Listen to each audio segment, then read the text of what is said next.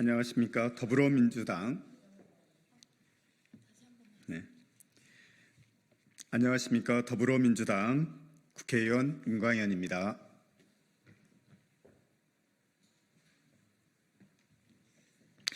월급쟁이에게 박한 현행 세금제도 불공평에서 공평으로 6번째 시리즈, 직장인의 경제적 부담은 줄이고 내수에도 도움이 되는 직장인 의복 공제법을 발의합니다.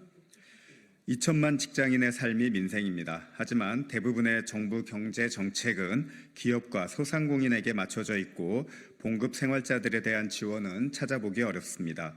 특히 세금 분야는 직장인들에게 불공평합니다. 개인 사업자나 기업은 이익을 내기까지 소요되는 각종 비용을 폭넓게 공제받지만 직장인은 소득을 내는 데 필요한 비용을 공제받는 데 인색합니다. 출근할 때 필요한 정장 한 벌도, 동료와 함께하는 점심 한 끼도 월급쟁이에게는 알아서 처리해야 하는 비용인 셈입니다. 또 따박따박 매월 원천징수까지 당하고 있습니다.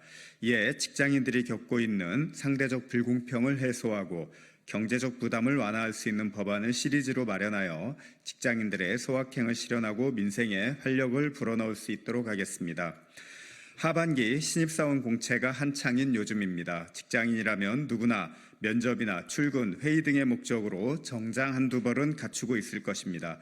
최근 사내 복장 자율화로 자유복장이 점차 확산되고 있지만 공공기관이나 대기업과 같이 일부 직구는 여전히 정장과 같은 격식 있는 복장을 권하고 있습니다.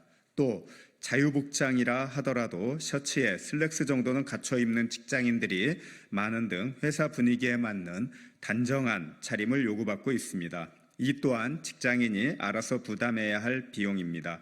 하지만 팍팍한 살림에 옷 한 벌 사기가 버거운 요즘입니다.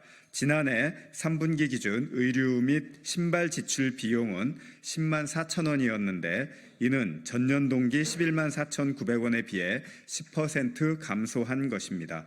이유는 높아진 금리와 물가 때문이었습니다. 마찬가지로 같은 기간 가계 월평균 이자 비용이 11만 5천 원으로 집계됐는데 의복비 지출이 가계 이자 비용보다 낮아진 것은 2006년 이후 처음 있는 일입니다. 게다가 지난해 1월에서 11월 사이 의류의 누적 물가도 직전의 같은 기간에 비해 7% 올랐습니다. 고물가 고금리로 인해 가계가 어려워지니 당장 급하지 않은 의복비는 가장 먼저 줄이게 되고 내수 역시 타격을 입을 수밖에 없습니다. 한편 국내외로 제복이나 유니폼을 착용하는 일부 직종은 피복비가 따로 지급되기도 합니다. 직장인의 단정한 옷차림 역시 회사 생활에 있어 반드시 필요한 것임에도 이를 개인의 소비로 한정해 어떠한 지원도 이루어지지 않는다는 것은 불공평한 측면이 있습니다. 특히 세금 분야는 직장인들에게 불공평합니다. 개인 사업자나 기업은 이익을 내기까지 소요되는 각종 비용을 폭넓게 공제받지만 직장인은 소득을 내는 데 필요한 비용을 공제받기 어렵습니다. 출근할 때 필요한 정장 한 벌도 월급쟁이에게는 더 처리해야 하는 비용인 셈입니다. 이에 월급쟁이 소확행 시리즈의 6번째로 근로자의 의복비 부담을 경감하기 위한 직장인 의복 공제법을 여러분께 소개해드립니다.